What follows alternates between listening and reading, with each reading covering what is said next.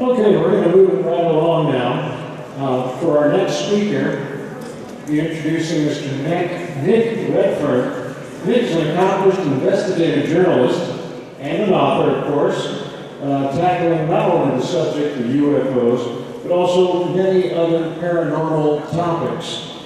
He is a familiar face to many, having appeared on numerous television shows, including Ancient Aliens, I particularly like that one, and MUFON's Hangar 1 on the History Channel. That's a good one too. What will he say about the government, what they really know? Well, why don't we find out? Ladies and gentlemen, please welcome Mr. Nick Redfern. Thanks, Phil. Thanks, Phil.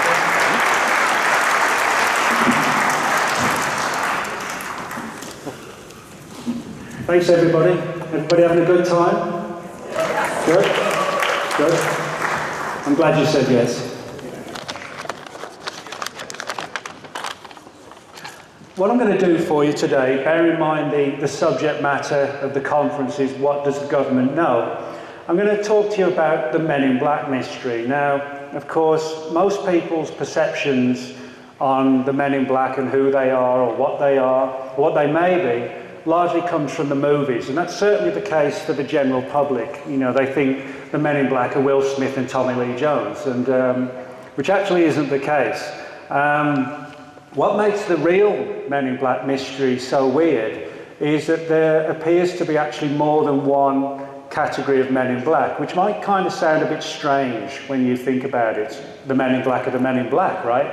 Well, no, they're actually not. There's multiple potential groups, all with different agendas, and that's what makes the subject so fascinating and intriguing, but also difficult to reconcile and determine when it comes to understanding their true nature. Now, as I said, most people's perceptions, from the movies at least, is that the Men in Black work from some sort of government agency, or possibly like a rogue shadow group that operates outside of the regular government and which most people in government don't know anything about.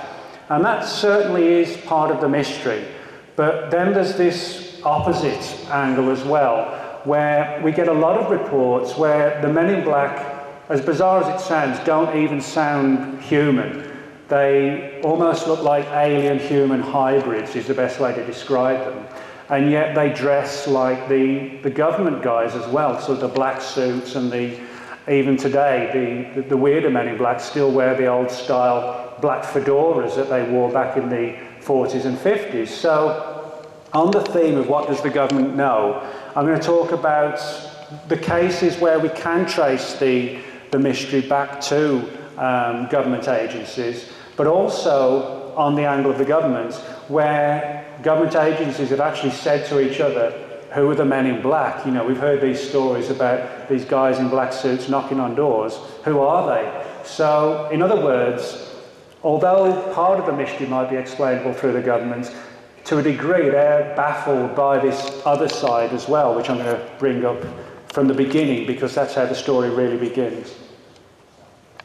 Now, I've written 3 books altogether on the Men in Black mystery, and that's the most recent one, called Men in Black, very original title. And all the research I've uncovered over the years does push things down these different categories rather than one.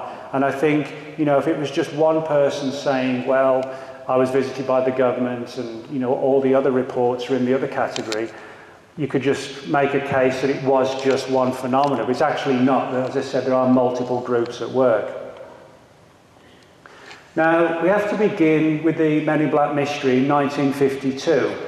Now, although the so-called modern era of ufology began in 1947 with Kenneth Arnold's sighting over Washington State, and then you had the famous Roswell incident right here in New Mexico, what's interesting but also puzzling is that for the most part, Men in Black encounters didn't begin when the UFO modern era of ufology began in 47. It was about 4 or 5 years later, so we're talking 51, 52, that kind of period.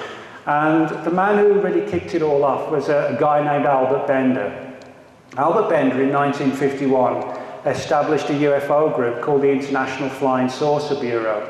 And he lived in Bridgeport, Connecticut, And Bender was kind of an unusual, weird guy. He was heavily into UFOs, but he was deeply involved in some sort of seriously weird occult stuff. I mean, you know, sort of really dark occult research and trying to summon up supernatural entities and things like this. And on top of that, he lived in this creepy old house that looked kind of like a cross between Norman Bates' mother's house in Psycho and the Addams family's house. It's kind of, and I'm not exaggerating, that's kind of what it looked like. And of all places, Albert Bender rented a room in the attic, or he rented the attic, I should say. And he plastered the walls with all these pictures of like demonic heads and things like that, and created what he called his paranormal altar, where he read a lot of these ancient manuscripts to try and summon up like, demonic entities and supernatural creatures. And he may have succeeded. Bender, as I said, created this group called the International Flying Saucer Bureau. And unlike a lot of the very early UFO research groups, it took off not just locally, but massively and internationally, to the point where eventually he had around about 2,000 subscribers to his Flying Saucer magazine. Now, all was going well for a couple of years, but then suddenly, without warning, Bender shut down the IFSB. And a lot of his friends and colleagues thought, you know, this was just a publicity stunt, that he's going to come back. You know, kind of like when your favourite band says we're going on tour for the final time, so you better come and see us. And then 5 years later, they're back again, you know, because somebody's offered them a good deal. That's what people thought Bender was going to do. But it actually isn't what happened at all. He closed the group down and briefly mentioned to one guy named Gray Barker. And if you can see the cover of the book there, They Knew Too Much About Flying Saucers, written by Gray Barker in 1956.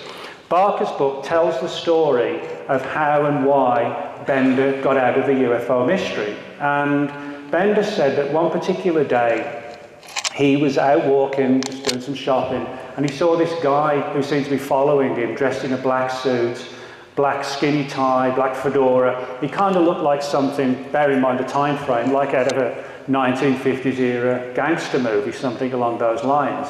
Didn't think too much about it beyond the fact that he was clearly being followed. And this happened several times. Also, Bender was heavily into science fiction movies, horror movies, and spent his Saturday nights going to see the latest releases at the local theatre. And he claimed to have seen these guys in black suits watching him there as well. And he told this to Gray Barker. Gray Barker wrote this book in '56, They Knew Too Much About Flying Saucers, which has sort of gone down in UFO history because it's the first book ever written on the Men in Black mystery. You can see them, 3 of them there. And so Barker assumed from the brief data that Bender gave to him that the Men in Black were from the government.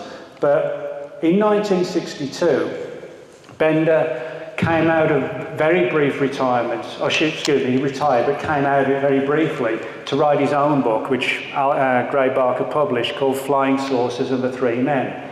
Now, in Bender's book, in contrast to Barker's book, which portrayed the MIB as from the government, Bender's book reads far less like the X-Files and far more like Edgar Allan Poe meets H.P. Lovecraft meets the X-Files, in the sense that his Men in Black were nothing like you would expect from the government.